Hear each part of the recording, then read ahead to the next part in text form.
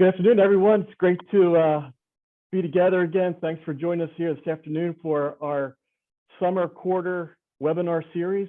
We got some great information here for you. Just want to take some time to go through things. Thank you, Gary, for preparing here, and I know you got some good stuff for us. So why don't you just take it away? Oh, one housekeeping thing, as always. I'll be monitoring the Q&A, the questions. You can also put things in the chat.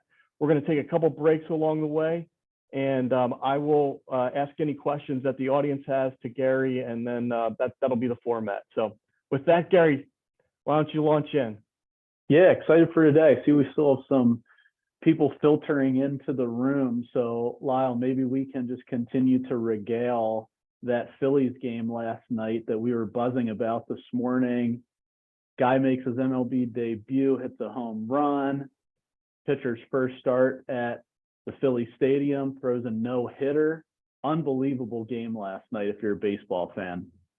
It was a blast. Yeah, it was fun to watch. Just it got me almost teary-eyed just watching that thing happen. Yeah, lots of cool stuff. And of course, whenever there's a big Phillies game like this, I have to shout out the biggest Phillies fan I know, which is my grandma. And sure enough, just a few minutes after the game was over, I got a text from her. She said, "What a game." So when you get that text from grandma, you know it was the real deal last night. Yeah, absolutely. Awesome. Well, it is 3:01, so let's jump in. We've got a lot of content to get through today, so I'm going to do my best to make sure we hit all the high spots, but don't linger too long on any one thing. But in the third quarter here at Masters, which we're going into our time to meet with our clients in the third quarter, we focus on risk management. And risk management comes in a lot of different forms. It comes in the form of overall financial planning. And of course, it comes in the form of your investment portfolio. And so that's why today's focus is on some of the risks that might be lurking inside of your portfolio. Risks that you may not know unless you're aware of what you should be looking for, and some of them that probably are relevant for a lot of investors today.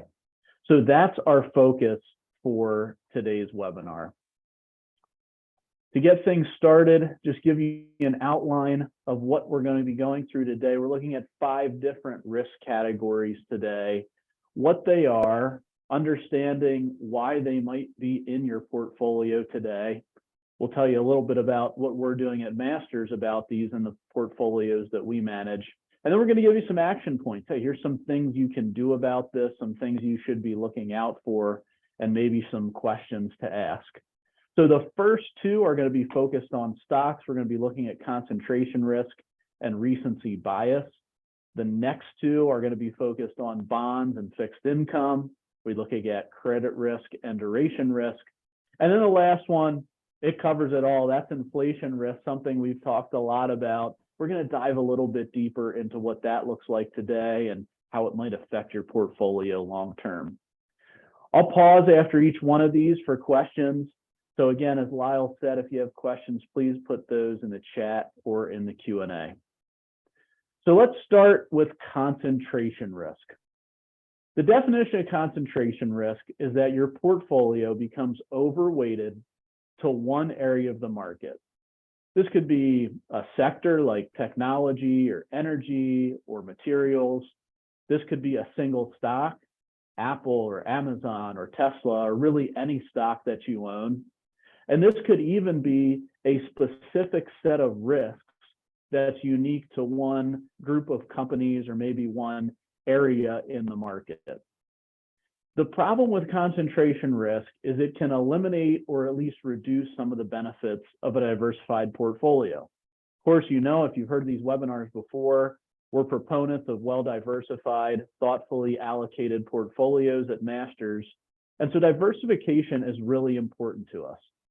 What concentration can do in a portfolio is it can reduce the level of diversification that you have and expose you more greatly to specific risks in the market. And that might even happen without you knowing it, just as your portfolio grows in certain areas and contracts in other areas.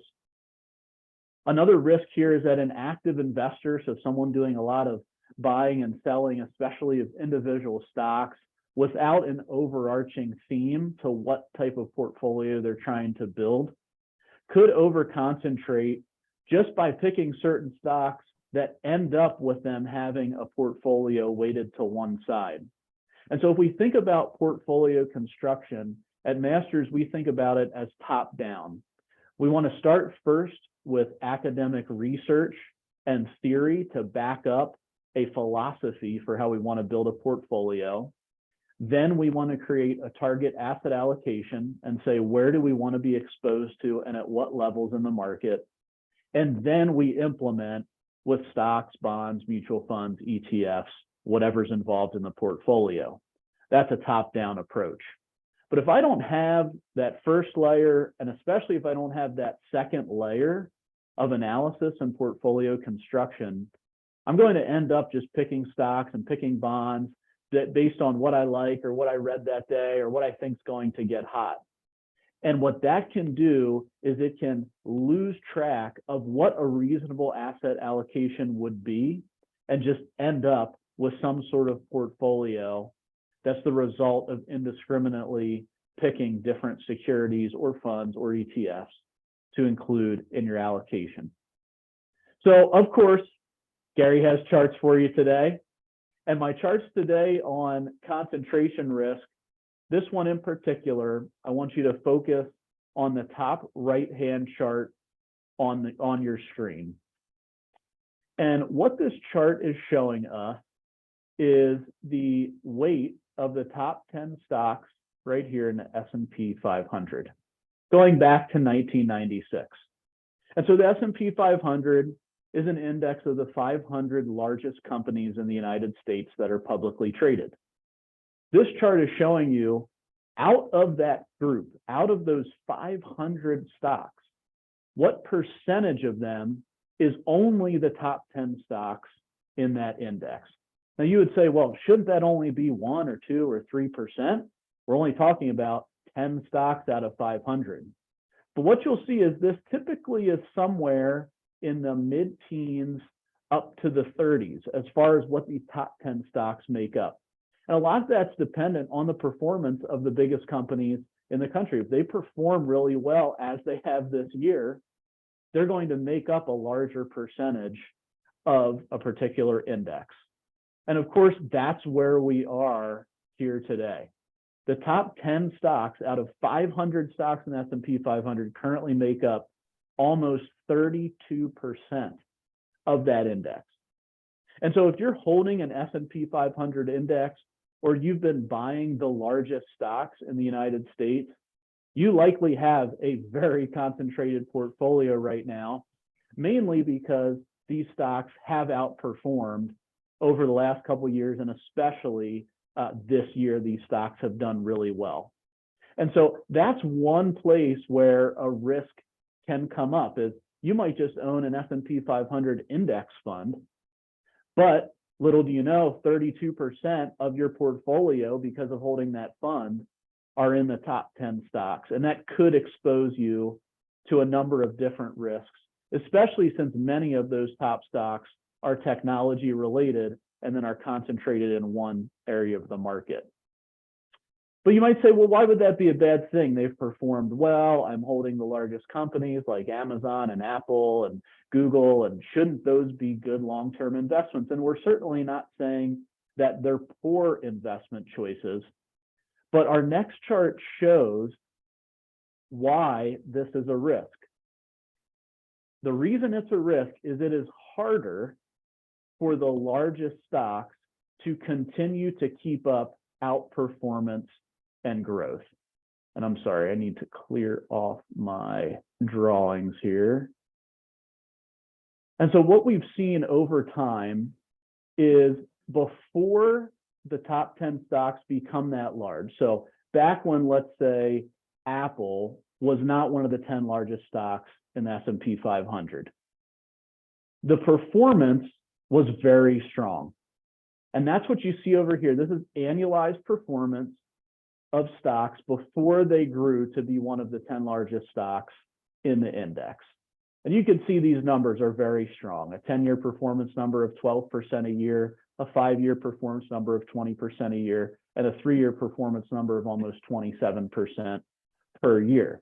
But that's how a stock ends up in the top 10. It outperforms the rest of its index. But what do we see happen on average after joining the top 10 largest? We see these stocks underperforming the rest of the market.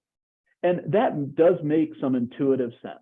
You know, how large can Amazon get from here? If you're really small and you can still grab market share, you can still grow your existing customer base, your growth prospects are much bigger than when you're this behemoth, mature company. And so that's really the risk here that an overconcentrated portfolio can get you into. So what are we going to do about this? If I have a concentrated portfolio, what can I do? The first thing is go back to portfolio construction philosophy. And again, think about that top-down theory of portfolio construction and start with a target asset allocation in mind that's based on some sort of data set that is reliable. Again, that's how we do things at Masters. We want a reliable data set to develop our theory and develop a target asset allocation. And then we can slot the pieces that need to go in there to fill out that asset allocation with that approach.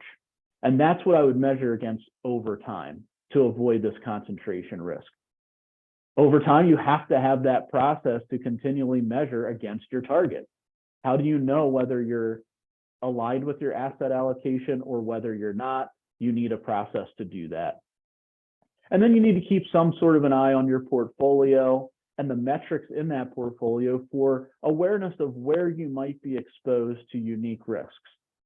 Maybe you have a good theory of how you're going to build your portfolio, but you end up being concentrated in large stocks or small stocks or technology stocks or United States stocks, and we're eliminating an entire part of the market in international stocks.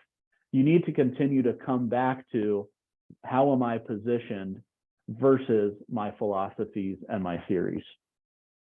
So Lyle, I'm going to stop there on concentration risk and see what questions we have.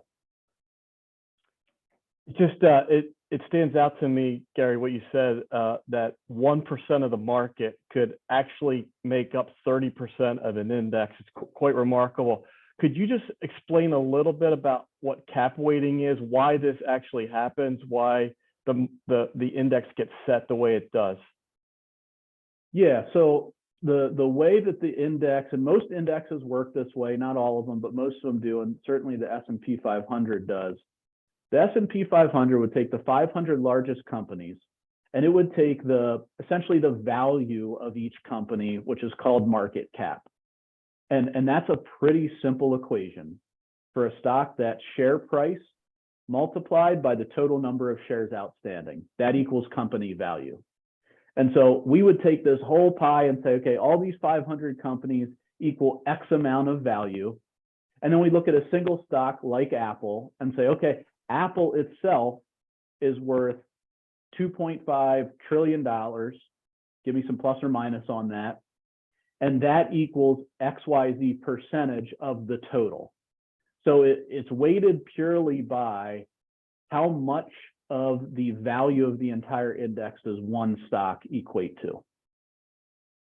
Good. Yeah, that's helpful, I think, in understanding how 1% of the stocks could become 30% of the index. It's a staggering number from my perspective. Yeah, and I think there's a bit of a warning there. Certainly, when we look at charts and graphs, we're trained to find the patterns. And so we look at that chart, we see, oh boy, this is a peak. What does this mean? Well, it just means that those top 10 stocks have outperformed. And the second chart shows us that that's not normal. They typically underperform after they've joined the top 10. So does that mean we should sell all of our Apple stock and all of our Google stock? Absolutely not. But it does mean we should be thoughtful about maybe we should underweight those a little bit versus the S&P if that fits into our asset allocation criteria. Mm-hmm. Good. I think that's all for now, Gary. Great. Number 2 that we're going to talk about today is recency bias. This might be something that you've heard of before. I'm calling it a risk, which it is, but it's more of a psychological theory. So this actually comes from psychology, but it has a lot of implications for investing and how we manage our money. A brief overview of recency bias is that our brains tend to draw conclusions based on what's happened recently. And investing the way this looks is I say, oh, let me see what stocks, what sectors, what parts of the market, what managers performed well last year or last quarter or last month or whatever your measurement is.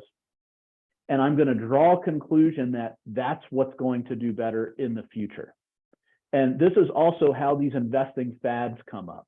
These things that we see come and go in investing that are new, they do well, everyone gets excited about them, piles into them, and then a lot of the time they don't end up turning out to be good investments long term. So recency bias can lead us to make these broad long-term conclusions about very short-term trends. If you've studied statistics, you know that the depth of your data set is what can give you confidence in the conclusions that you draw.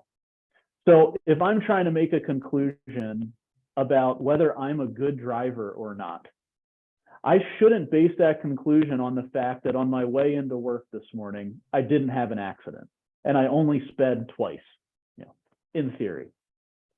I should take all the trips I take and all the potential tickets or violations or accidents I have and add them together to figure out, okay, am I a good driver? Am I a bad driver? Am I somewhere in the middle? That's the same thing that we need to do, especially in investing. We need to draw from a broad data set. And so we need to look at big sets of data. We need to look at history, so we have plenty of data points. We want to collect as much of that as we can so we can be more confident in the conclusions we draw, instead of taking something short-term and some short-term trend and trying to draw a conclusion from just a few data points. The biggest problem here is that this can lead to performance chasing, which means I'm always going for the thing that just did well. And if you study investing at all, you know if something's outperformed recently, it's actually not all that likely that it's going to outperform in the next short-term time frame. Now, if you lengthen your time frame, you can be more confident in the conclusions. If we're looking month to month, quarter to quarter, and even year to year, we're going to end up chasing performance. This is especially what happens when we're looking at who are the best investment managers. What are the best funds? What are the best ETFs? Who's the best hedge fund manager? All these things tend to be performance chasers. I was at a conference a few years ago, listening to a panel of advisors talk about how they manage their portfolios. And one of the advisors was unfortunately a victim of recency bias.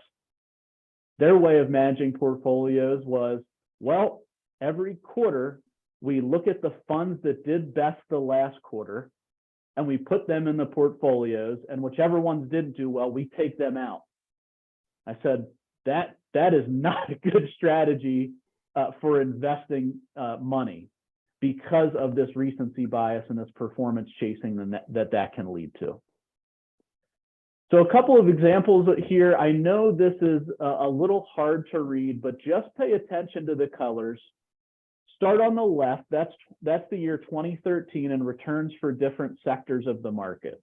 So in here we have healthcare, we have energy, we have industrials, we have utilities, all the different sectors in the market, ranked by which one did the best. On the left side, we have 2013, and over to the right on the end, we have 2020, and then a few conclusions from that. So this is your last 10 years. All I want you to do is pick a color on the left. Orange might be the easiest one to pick out, and just follow that across the screen. Now, orange is a good one to pick out because that's at the top a couple of times. It was also at the bottom in 2022. But what you'll see is really no discernible pattern. And all I'm illustrating here is what did well the year before, in most cases, isn't going to be the best the year after. These results tend to be random.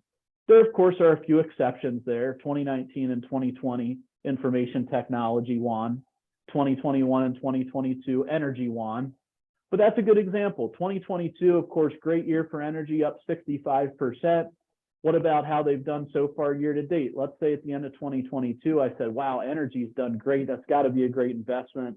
I'm piling in there. Well, I'd be sorely disappointed because so far this year, energy's down 5.5%, and it's the second to last performing sector this year.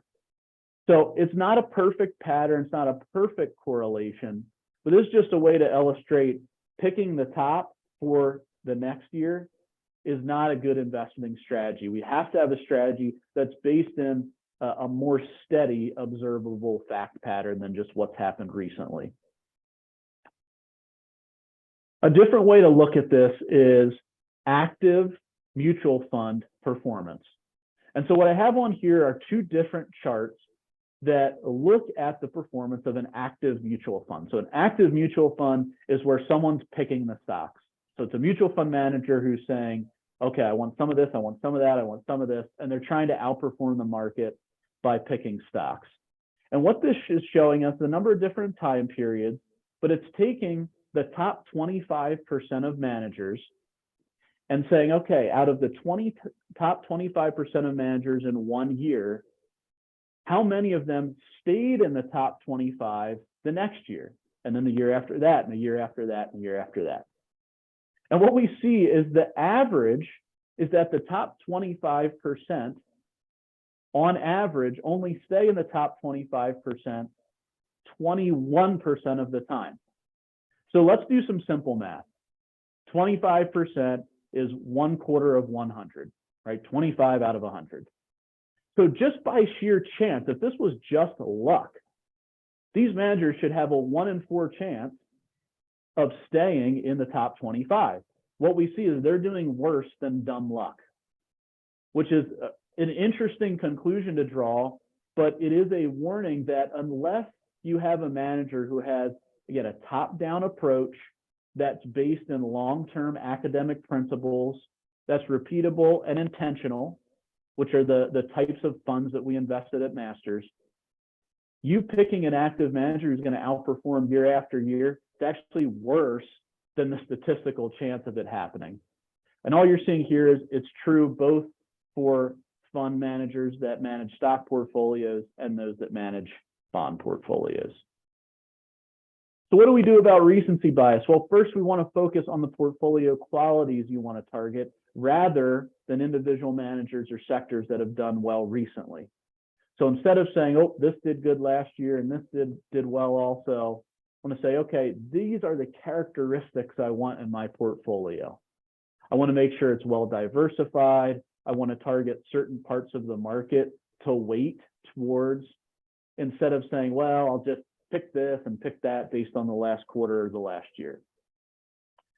You want to make sure you research the investment process of a manager or a fund rather than just performance. There's a lot of studies that have been done on active manager performance, and what a lot of them show is most of the time when active managers outperform, it's attributable to luck, not skill, and they're able to extract what's luck and what's skill in these studies. And the biggest hurdle for an active manager is simply the expense of running the fund. So the investor is getting the return of the fund minus the expense. The higher that expense, the higher the bar is to clear. And historically, there's not a good track record on that. And then the last piece of advice, because again, this is how we do things at Masters, this is how we manage money. We want to look at market history through different time periods to find what factors tend to persist through different market cycles. So I don't want to just cherry pick data and say, oh, in 2011 and 2002 and 1991, this did well, and that happens every 9 years, and this is the 9th year, so I'm going to invest this way because this is year 9 and I see a pattern. No, what we want to do is look at all the different periods of time, up markets, down markets, sideways markets, markets when there's wars, markets when there's financial crises, what persists, what factors persist through all those time periods. So Lyle, that's recency bias. What questions do we have here?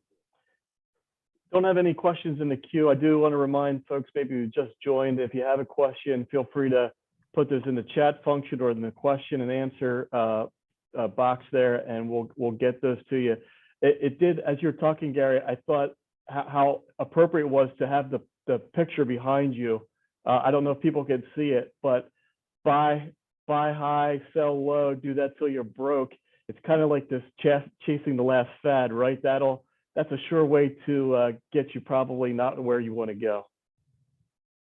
That's exactly right. Yeah, and that was semi-planned that was behind me here today.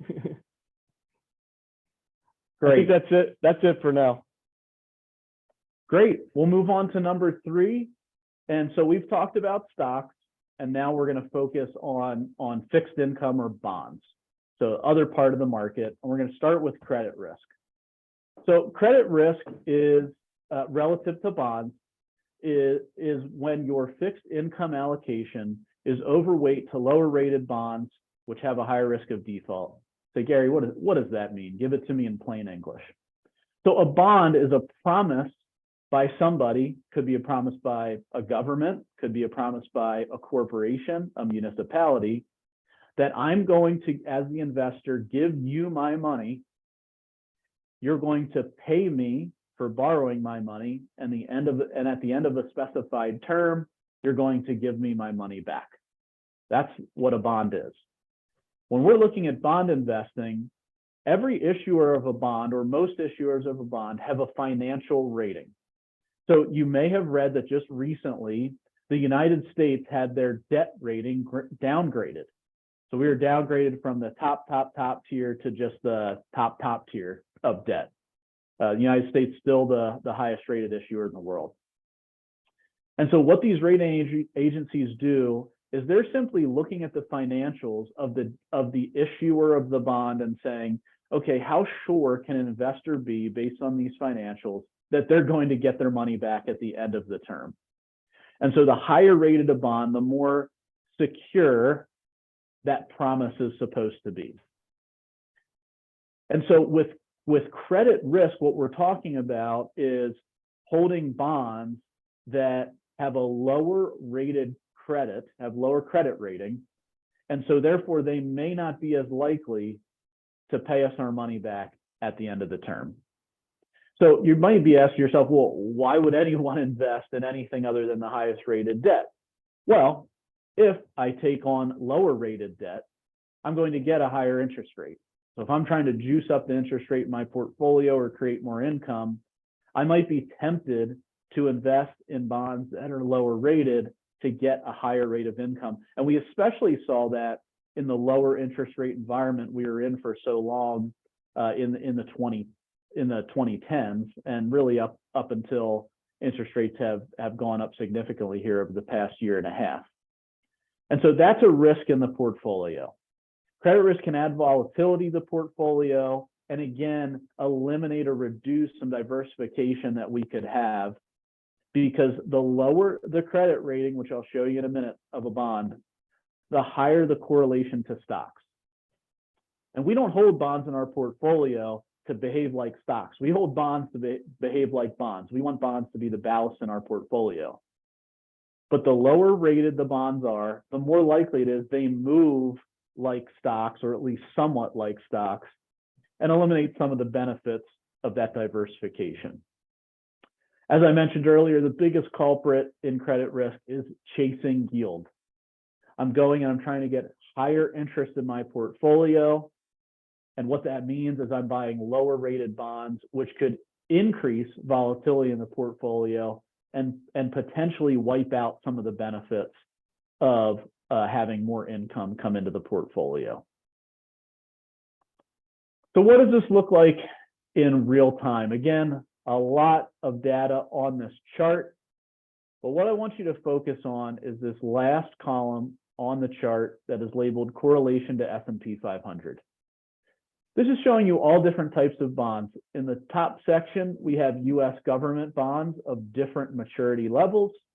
And in the bottom, we have other types of bonds, such as corporate bonds, high yield bonds, which are also known as junk bonds. So those would be our lower credit bonds that pay a higher rate of interest, and municipal bonds, and then some other types of bonds.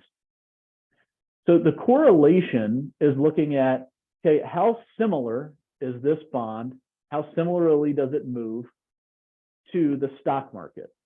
A correlation of 1 would mean it moves perfectly in lockstep with the stock market. Lyle has a 1 correlation of his mood depending on if the Eagles win or lose a football game. If they win, he's happy. If they lose, he's sad. So that's a perfect 1 correlation. A correlation of 0 would mean there's no discernible pattern going on. Sometimes they move together, sometimes they don't. And then a negative correlation means, okay, when something goes up, this other thing goes down. And so that would be like the Cowboys. When the Cowboys win, Lyle's sad. When the Cowboys lose, Lyle's happy. Negative correlation with the Cowboys winning.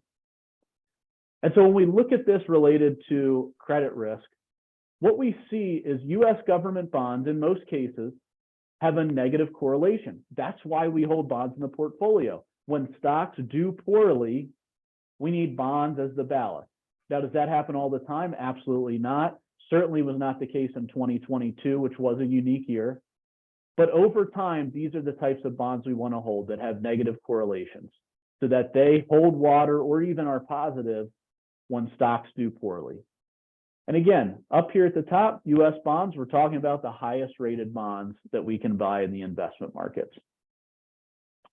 But what about down here? Now we're seeing some positive ratings, and in particular, I want to point you to this one right here. This is high yield or junk bonds. The current yield on these is very attractive. Right now, I can get about 8.6% on a high yield bond, and that sounds like a great deal. I give you my money, you pay me 8.5%. I think that sounds like a good deal. But there's 2 problems with high yield bonds. One, they're very volatile. They move up and down a lot, especially versus a US government bond, which is much more steady in its volatility. And 2, they're highly correlated. So remember, the closer to 1 we get, the more correlated 2 investments are. These bonds are highly correlated with stocks. So in reality, what am I getting for that 8.5% yield? I'm basically getting a stock.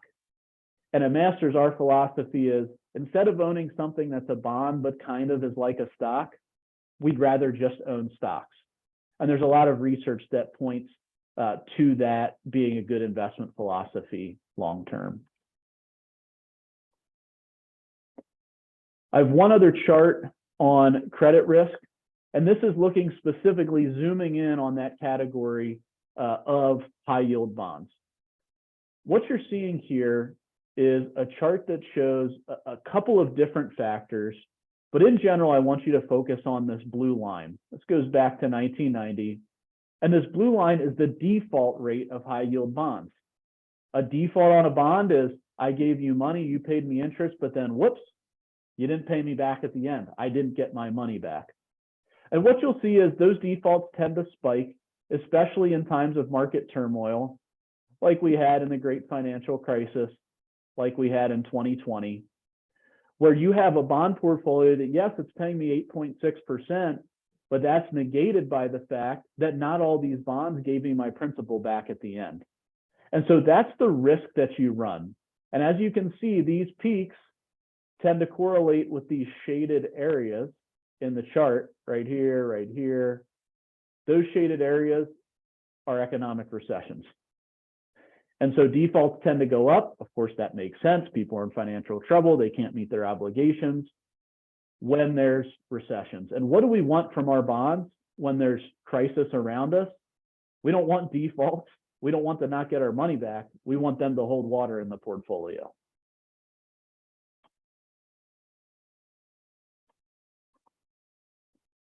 So to conclude credit risk, you need to be aware of the interest rate yield curve to know where you can find value. Don't reach for yield too much. Know if you're reaching for yield, and know what current rates are so you know where you want to be on that, on the yield curve, which is, okay, which bonds do I want to own at what maturities and by what issuers? You need to have a clear objective for your portfolio. If your only objective of your fixed income portfolio is generate as much interest as possible, you're going to end up with a low credit high volatility portfolio that, yes, pays you a high rate of interest, but is highly correlated with the stocks in your portfolio. Maybe you want that if you have a really aggressive portfolio, but most investors want their bonds and their stocks to behave differently over time. And then especially if you're holding mutual funds or ETFs, you want to dig into those and make sure you know what's being held within those portfolios. We talked about performance chasing, we talked about yield chasing, so reaching for higher yield into lower credit bonds. We saw a lot of that by professional mutual fund and ETF managers in this lower interest rate environment, because they could advertise, hey, the interest rates are only 2 or 3%, but our fund pays 4 or 5%. And that's attractive to investors, but what you didn't know is under the hood, they're holding a bunch of junk bonds. And so you just want to make sure you're aware of what's being held within any of those pooled investment vehicles. Well, I'm going to stop there for questions on credit risk. Gary, you almost got me off track there with all that football talk. The season's so close. Almost had a couple Eagles questions for you, but we'll try to stay on point here. For an investor who has a long-term mentality, let's say like more than 10 years, what should the mindset be for bonds? Like, why do we have bonds in there? What's their purpose? Yes, there's a couple of things to think about there. I mean, certainly bonds tend to be a better investment for shorter term timeframes. But even if you have a 10 or 20 or 30-year time horizon, especially if your money is meant for retirement, bonds can do a couple of things. One, they can reduce the volatility of the portfolio, and too much volatility destroys wealth. Compounding interest works in our favor when it's positive. It works against us when it's negative. And so bonds can provide a smoother ride for the investor that ends in greater wealth potentially. And that also just creates a better experience because I have less volatility in my portfolio.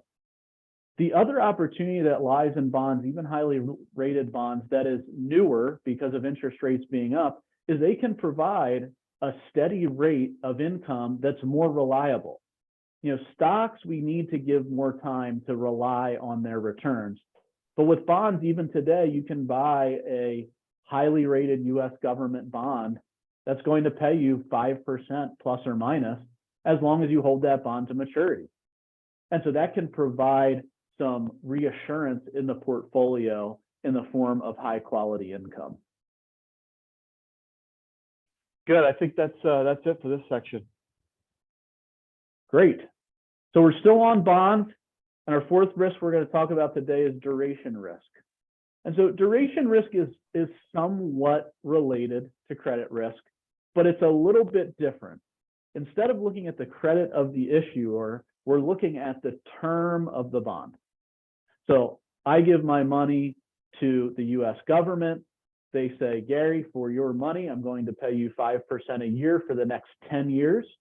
When we hit that 10-year mark, I'm going to give you your money back. The term of that bond is 10 years. And so that's also known as duration. How long is the term of the bond? How long do I have to wait and collect income until I get my principal back?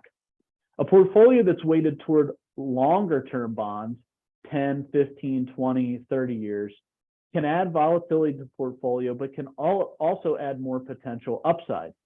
And so we have to be thoughtful about where the terms of our bonds are within our portfolio. One of the risks here is that we could concentrate our portfolio in just one part of the yield curve. So maybe our portfolio is only a bunch of 5-year bonds, a bunch of 10-year bonds, a bunch of 1-year bonds. That would concentrate our risk in one area because interest rates move around all the time. And the way they move has different implications, which we'll look at here in a few slides, for how a bond is going to behave. And so when we look at duration risk, the first thing we need to be aware of is what we call the yield curve. And that's an outline of what all different terms of bonds are paying us in the form of yield. There's 3 curves on your screen. The one on the bottom in gray is from the end of 2021, when we were still in this low yield environment. At that time, a 30-year US government bond was paying you 1.9%. And to a lot of us, that doesn't seem like a good deal.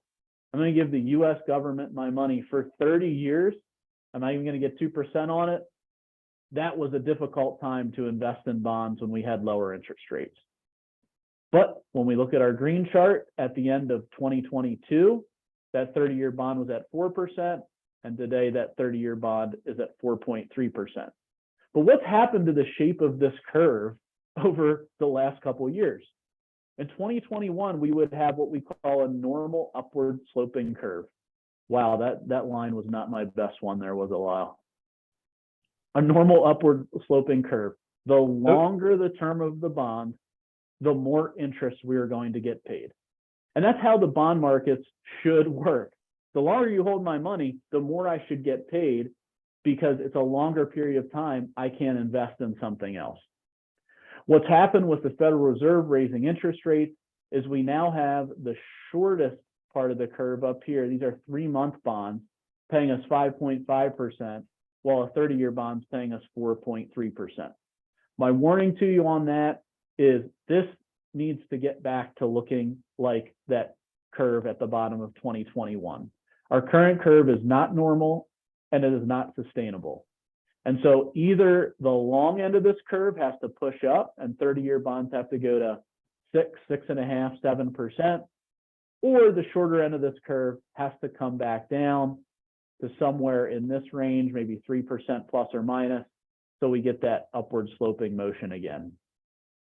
And so where duration risk lies is if I have all of my portfolio over here, or I have all of it over here, depending on how the curve moves over time, I'm going to be exposed to the same amount of risk. So I want to be well diversified across the curve while also being aware of where the value is on the curve.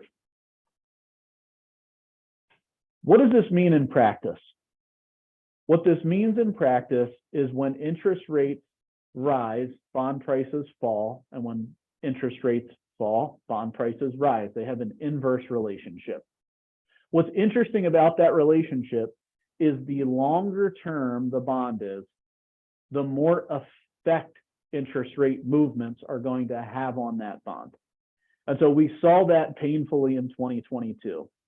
If you held a 30-year US Treasury bond in 2022 when interest rates skyrocketed, interest rates up means bond prices down. A 30-year Treasury bond was down over 30% in value, while a 2-year Treasury bond was down 5 or 6%. And so the longer the duration of your portfolio, the more sensitive it is to interest rate risks. What this chart is showing you is how much movement there would be in different terms of bonds based on interest rates going up or interest rates going down. The blue bars are if interest rates fall. When they fall, prices go up. And so that means I gain value. So if I'm in a 30-year Treasury bond, and in this scenario, interest rates fall by 1%, that bond's going to gain back 21%. But if it rise another 1%, I'm going to lose another 13% on those bonds. What you'll see is now where we are in the curve, now that we've taken this hit of interest rates going up, shorter term bonds are, yes, going to go up if we have a fall in interest rates. But even if we have a rise in interest rates, because they're so short term, we're going to have positive return there. And that's because if I have a short term bond and interest rates go up, that bond is going to mature quickly and I can reinvest in the higher yielding bond now that interest rates are up.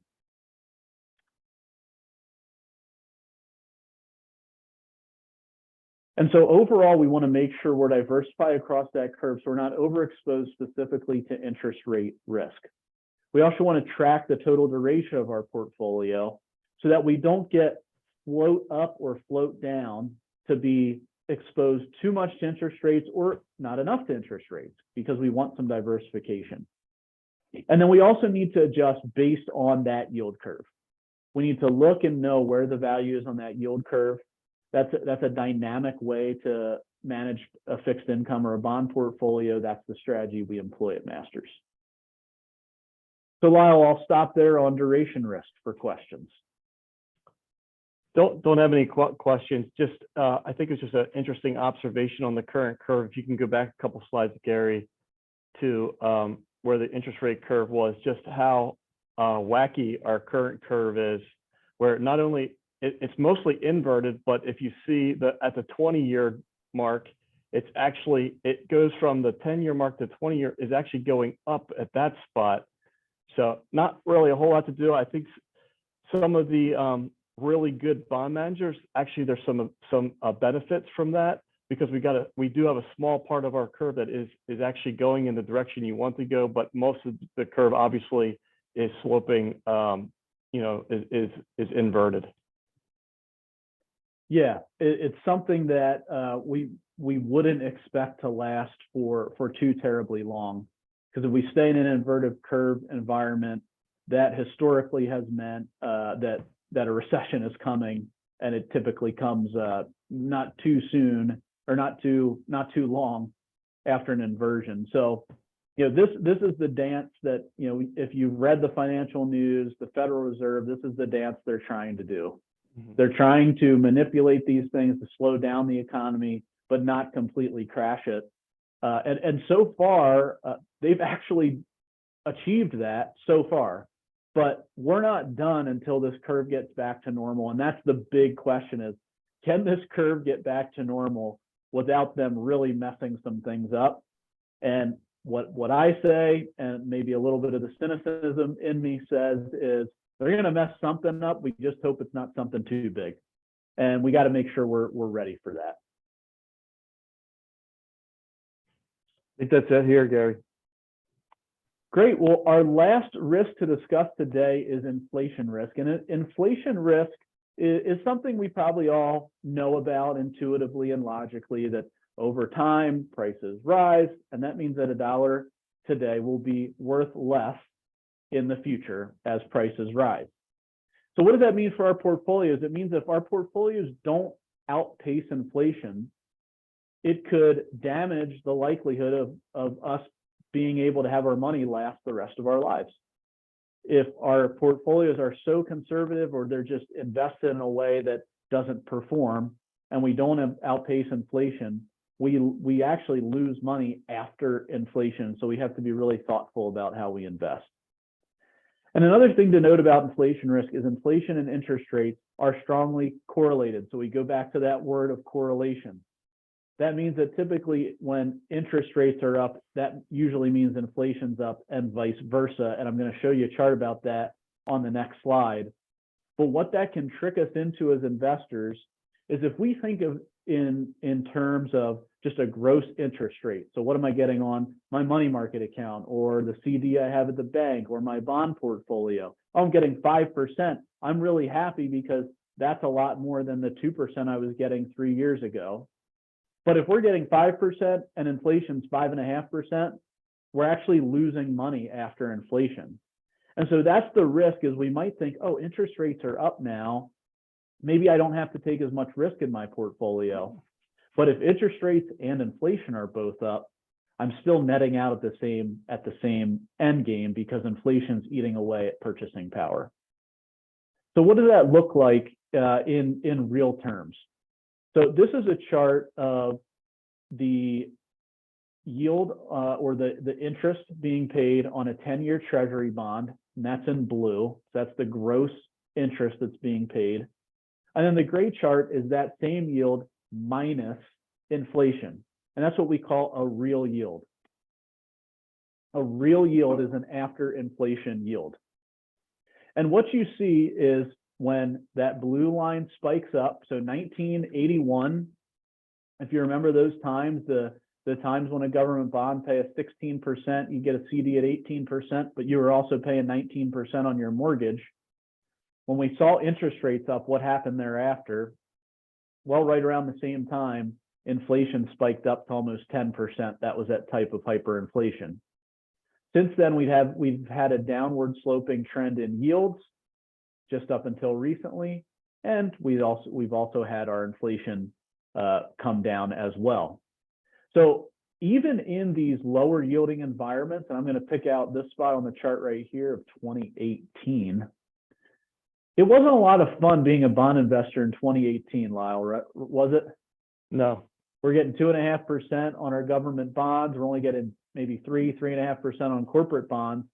But if we adjusted for inflation, we're still coming out positive. We were above this line of a 0% real yield. But if we look at where we are today, inflation has eroded our purchasing power quickly. And that means that even today, I'm getting 5% on my bonds. My real yield is still negative because inflation, the inflation rate is still higher today than what I'm getting paid on a 10-year treasury bond. And those numbers are up here.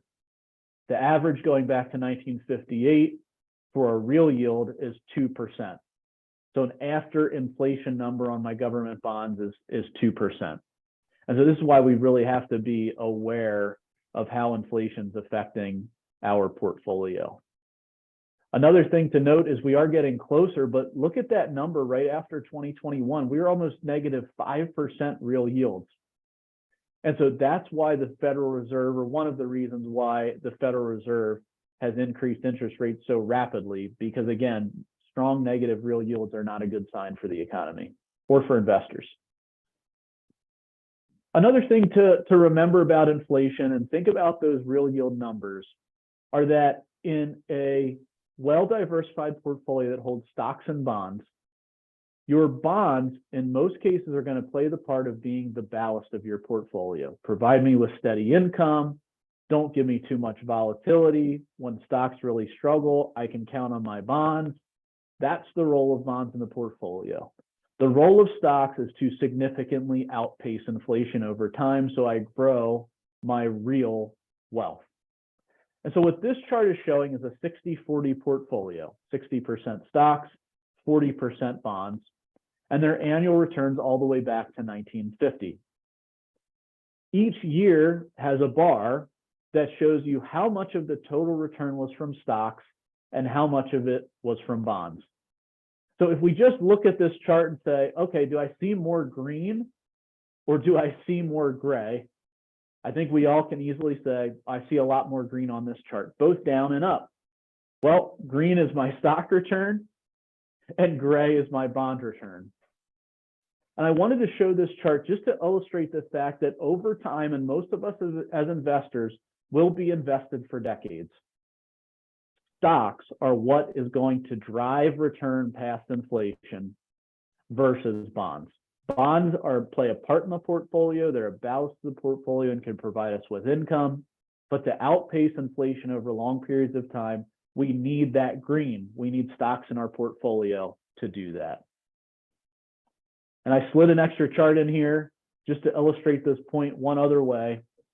These are a couple of different asset classes or types of investments versus inflation back to 1992. And so the first number to note here is the number in green of $22,000. That's what $10,000 would have grown to from 1992 for using the inflation rate. The 19,000, what didn't do as well as inflation is cash. The 19,000 is cash. And so what we see is here is, okay, this was my hurdle rate. To beat inflation, I needed to do better than that green line. Okay, did I do better than that in bonds? Yes, I did. I had 66,000 instead of 22,000. So I did a pretty good job. I was 3 times inflation in my bonds. But what about if I was in large cap stocks? I was at 158,000. I was many, many, many times past inflation. And then even in small cap stocks, I did even better. Yes, I took on more risk. Yes, I had to take on more volatility in my portfolio and ride out some of the difficult times to be a stock market investor. But I almost 10x inflation in small cap stocks. And so you just see the return difference in stocks versus bonds or versus cash. And that's really our hurdle rate. Our hurdle rate is not, do I have more than I started with? It's, do I have more than I started with after accounting for that pesky inflation number? And so what does this mean for your portfolio?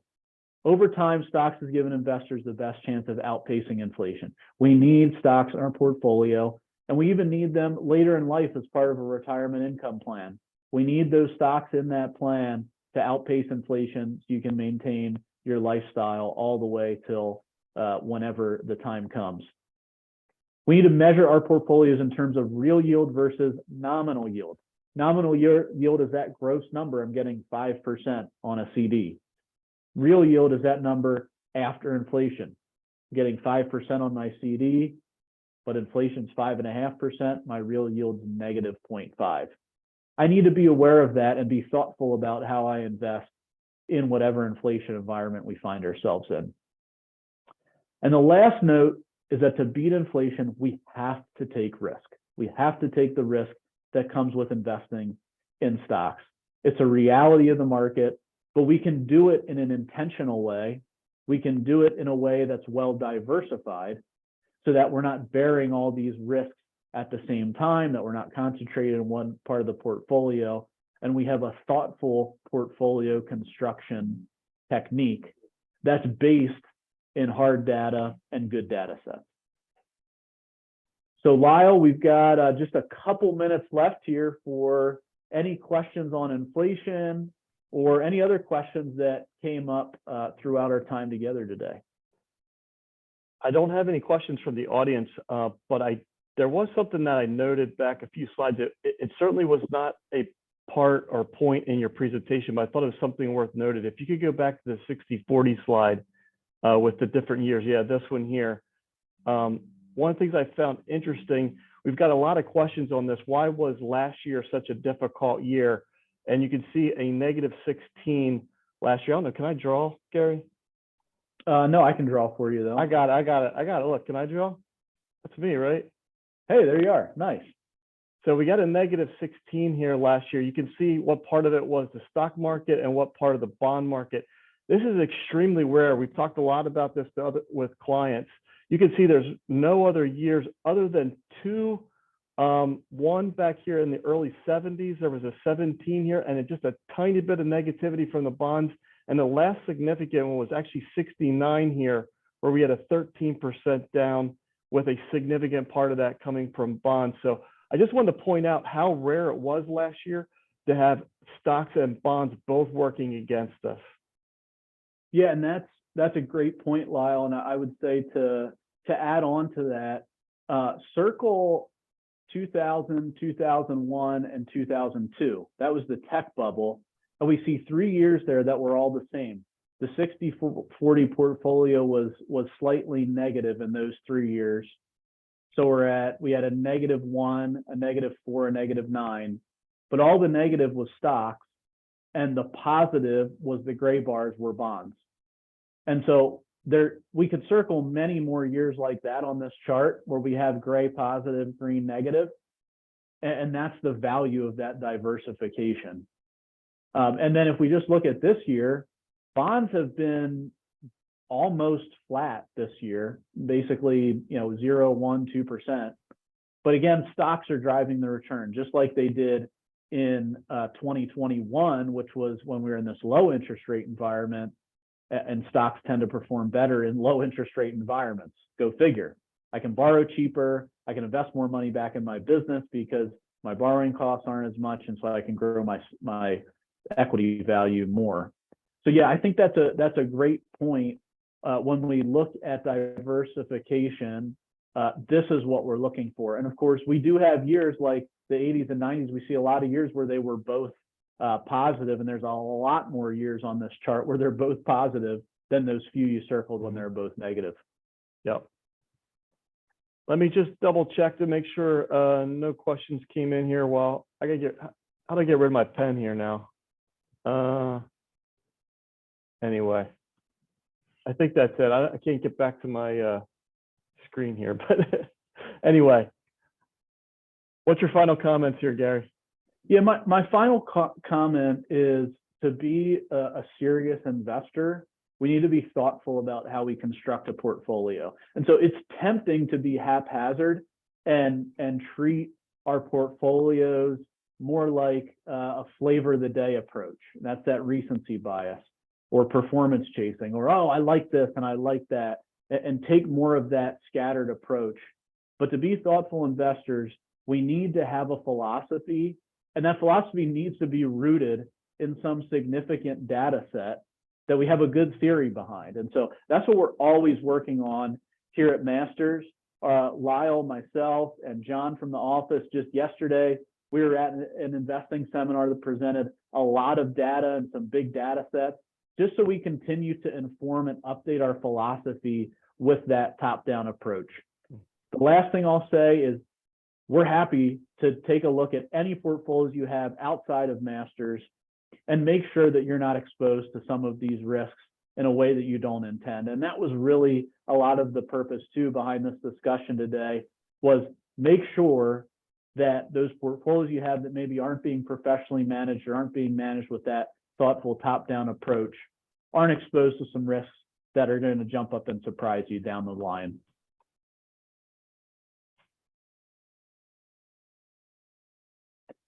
Well, thanks again, everybody, for joining us today. Appreciate your time. Again, any questions that you have, of course, let us know, any of us on the Masters team, and we look forward to catching you up with you again sometime soon. Thank you. Thank you. Bye now.